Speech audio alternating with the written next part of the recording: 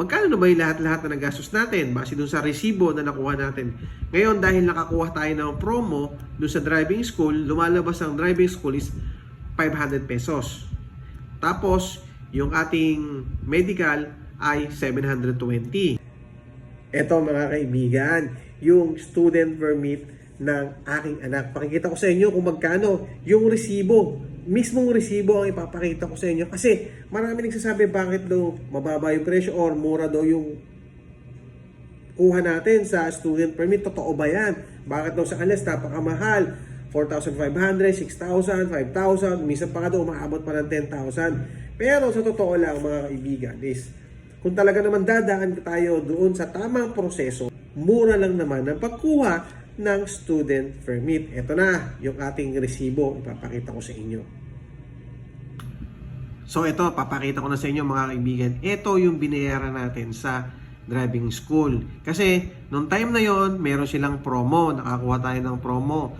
'Di ba ang TDC natin nakakahalaga ng 1,000 pesos. Pero dito ang binayaran natin, TDC tsaka PDC is nagkakahalaga lang siya ng 1,800 pesos. So dalawa na yan, TDC tsaka PDC. So lumalabas kasi yung TDC niya is nagkakahalaga lang ng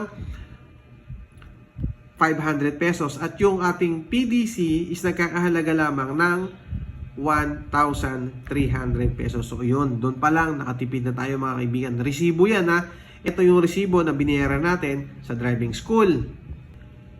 Ito naman yung binayaran natin sa medical. So yan, tingnan natin yung data. Ayan, 11-11. So yung medical natin, binayaran natin is pumapatak ng 720.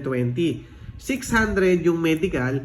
Tapos yung 120 dyan, ito po yung blood type. Kung hindi nyo alam kasi yung blood type nyo, kailangan nyo pa rin kumuha ng blood type para yan, ilagay po doon nyo sa driver's license nyo. Kaya umabot siya ng 720. Ngayon, ito na yung pinakahuli. Ayan o, 250 pesos. Ito na yung student permit. Okay? Ayan mga kaibigan na. So, malinaw, pinakita ko sa inyo, kasama na yung resibo at kung magkano yung nagastos natin. Kung susumahin natin, ano na ba yung lahat-lahat na nagastos natin base dun sa resibo na nakuha natin. Ngayon, dahil nakakuha tayo ng promo dun sa driving school, lumalabas ang driving school is 500 pesos. Tapos, yung ating medical ay 720. So, lumalabas yon 500 plus 720 is 1,220.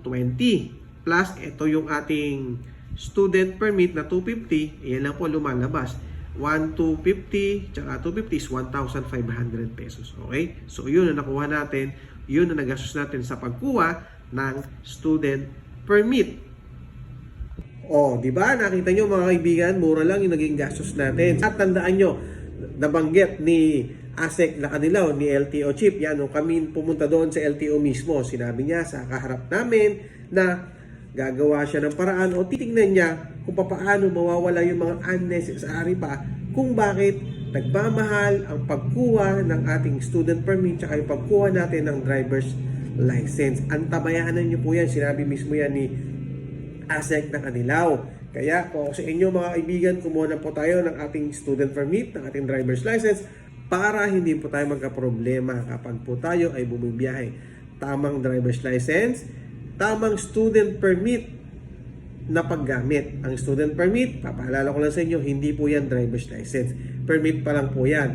Kaya kailangan kung gagamit ka yan, meron kang kasamang valid na driver's license. Isang pwedeng non-professional driver's license or professional driver's license. Alin man sa dalawang yun. Basta ang importante po, meron kayong kasama. Okay? Ngayon, may mga nagtanong naman, paano kung pupunta ako ng LTO para kumuha ng non-professional driver's license? Bibiyahe ako ng mag-isa, pwede po ba yun? Hindi po pwede yun mga kaibigan. Kahit sabihin natin na pupunta kayo doon para kumuha ng non-professional driver's license, kailangan pa rin na meron kayong kasamang valid na driver's license. Okay? So, yun lang mga kaibigan na kapag nahuli ka na student permit ang gamit mo na wala kang kasamang valid driver's license, maaari kang magmulta at masususpindi ka pa ng 1 taon. Okay? So, mabigat din yun mga kaibigan. Di ba? 3,000 pesos yan. Lumalabas kasi dyan na wala kang driver's license. Okay? Wala kang valid na driver's license. Okay? Yun lang. Maraming salamat. Sana nakatulong ulit yung video na to. Thank you.